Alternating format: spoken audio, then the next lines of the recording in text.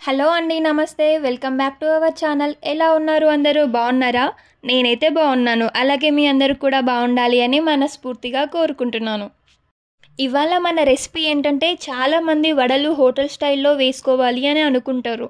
ఎంత ట్రై చేసినా కూడా సరిగా రావడం లేదు అని డిసప్పాయింట్ అయిపోతారు. అయితే ఇవాళ మనం ఇంట్లోనే వడలు పర్ఫెక్ట్గా అచ్చం హోటల్లో టేస్ట్ లాగా ఎలా చేయాలో చూద్దాము.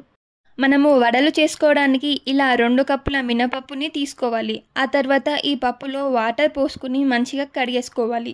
ఇలా ఒక 2-3 సార్లు మంచిగా కడిగేసుకుని మళ్ళీ అందులో ఫ్రెష్గా వాటర్ పోసుకుని ఒక 6 గంటల వరకు అయితే మంచిగా నానబెట్టేసుకోవాలి.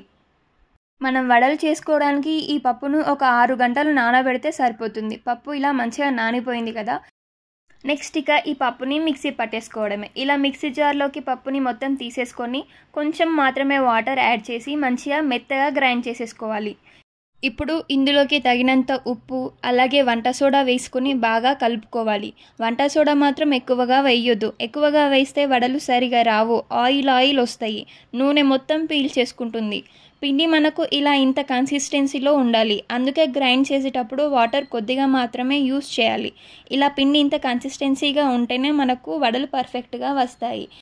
ఈ పిండిని నైట్ అంతా ఫ్రిడ్జ్లో స్టోర్ చేసుకుని పెట్టుకోవాలి. మనం వడలు ప్రిపేర్ చేసుకోవడానికి ముందు ఇందులో సన్నగా కట్ చేసుకున్న పచ్చిమిర్చి ముక్కలు అలాగే కరివేపాకు అండ్ జీలకర్ర కూడా వేసుకోవాలి. మనకి ఈజీగా డైజెషన్ అవుతుంది. ఇంకా ఇందులోకి కొద్దిగా బియ్యం పిండిని వేసుకొని మంచిగా కలిపేసుకోవాలి. ఇలా చేస్తే తప్పకుండా మనకు ఖచ్చితంగా అచ్చం హోటల్లో లాగానే వస్తాయి. ఇప్పుడు చేతికి కొద్దిగా వాటర్ అద్దుకొని పిండిని ఇలా సైడ్స్ నుండి తీసుకుంటూ ఇలా మధ్యలో చిన్నగా హోల్ వచ్చేలా చేసుకోవాలి. నెక్స్ట్ ఇక వేడివేడి ఆయిల్లో వేసేయడమే. ఇలా ఈ విధంగా చేసుకుంటూ లో ఫ్లేమ్లో పెట్టి నెమ్మదిగా వేయించుకోవాలి. ఫ్లేమ్ ఎక్కువ పెట్టొద్దు, పిండి సరిగా ఉడకదు.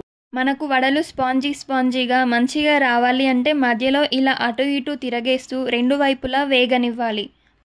మనం ఇలా ఈ వడల పిండిలో పచ్చిమిర్చి ముక్కలు, జీలకర్ర అలాగే కరివేపాకు వేసుకుని చేసుకుంటే మ్యాక్సిమం మనం అసలు చట్నీ యూజ్ చేయాల్సిన అవసరం కూడా రాదు, అంత టేస్టీగా వస్తాయి.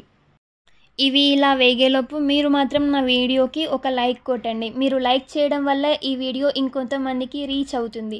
దానివల్ల మీరు నాకు ఎంతో కొంత సపోర్ట్ చేసిన వాళ్ళు అవుతారు.